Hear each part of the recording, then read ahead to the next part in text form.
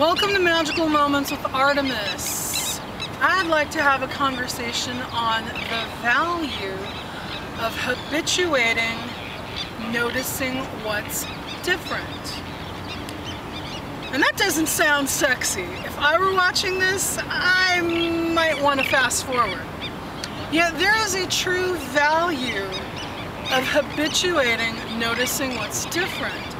Any parent can attest to the value of noticing what's different in relation to their child. If you notice a child that's sluggish when they're normally not, that's something to notice. What's wrong? Is that something physical? Did they have a bad day? Are they being bullied? But it's something to watch. It's out of character. That's something that's different.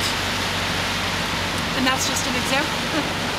So, take a moment, scan your surroundings, drop into the center of yourself, get really congruent with being here this moment now. Wherever you've been, act as your own magnet and pull yourself back into this moment.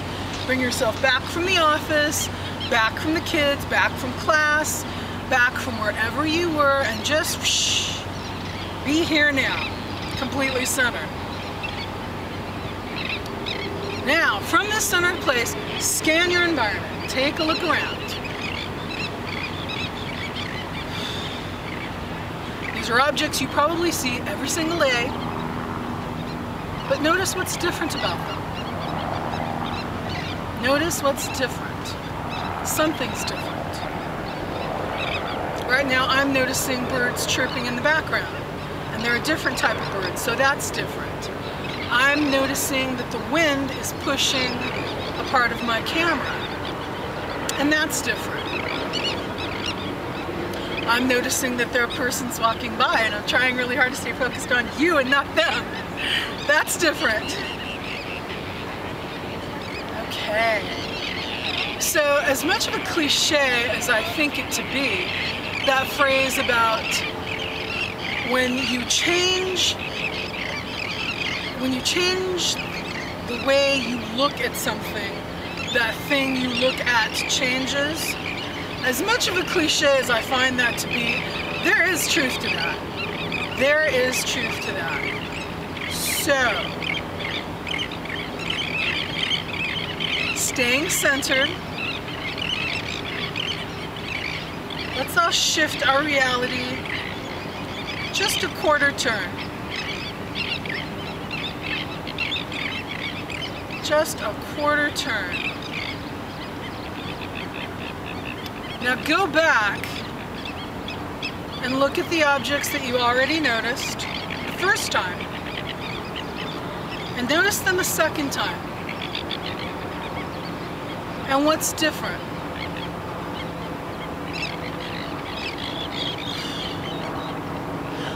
I'm simply experiencing more right now. And I have no physical, tangible, there's no more physical, tangible items in my landscape right now than there was when I started this exercise, other than the distinct feeling of more. My reality feels like there's a little less room in it.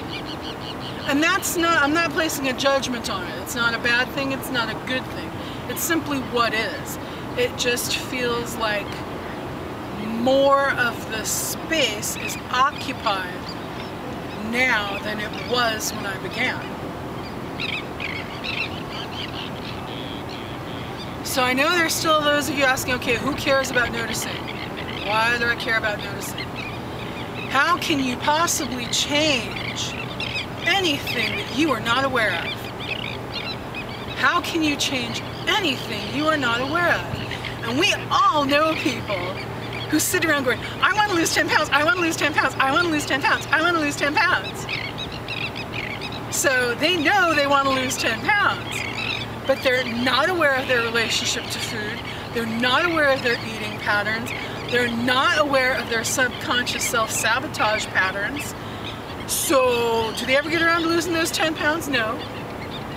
No, and that's not a judgment either, but it is simply the most graphic example I can conjure in the moment of the difference between what you speak and what actually materializes. And that part of what could bridge that, part of what could bridge what you speak versus what materializes, is noticing and engaging what you notice. That was a mouthful. Everybody take a breath.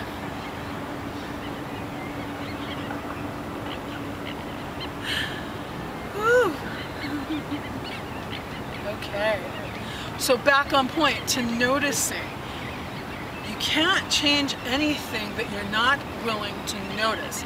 So that said, dropping in to the 0 point field, that some of you have no idea what that is, and we're going to allow that to be perfect. But what is it like to be willing to allow yourself to notice something that you can't see this instant?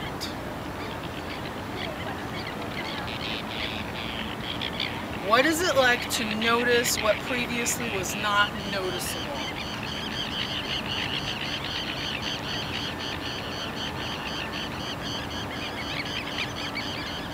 We're not done here, but thank you for watching.